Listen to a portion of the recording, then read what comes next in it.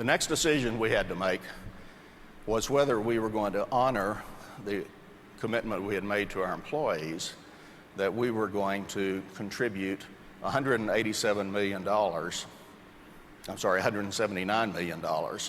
to their profit sharing plan. We have made a commitment that we would do that as of September 14th, 3 days after 9/11, the very day that we were able to first put our airplanes back in the sky.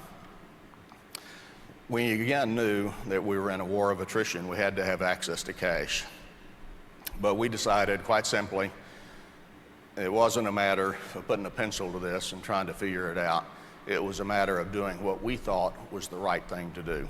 So we made that $179 million employee profit sharing contribution on September 14th as scheduled.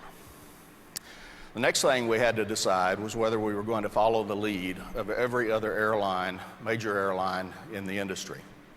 They all decided in unison that they were going to put 20% of their airplanes into mothballs. They were going to furlough and lay off at least 20% of their employees, and they were going to start cutting pay of their remaining employees.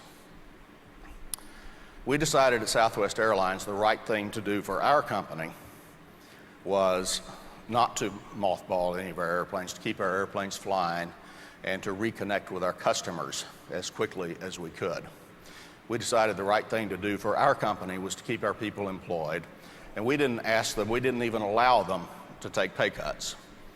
The only people at Southwest Airlines who took pay cuts were the board of directors and the executive officers, who did so voluntarily to make sure we would have enough money to pay our other employees. So we didn't lay off anybody.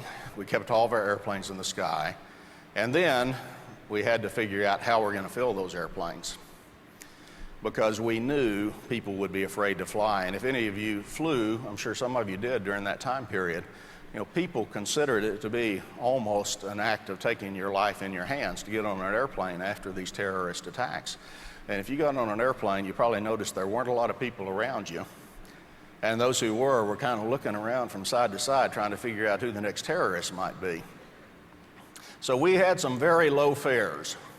We decided we needed to encourage, we didn't need to worry about making money right then. We needed to worry about getting people back on the airplanes, getting back into the routine of their lives, getting back into the habit of flying.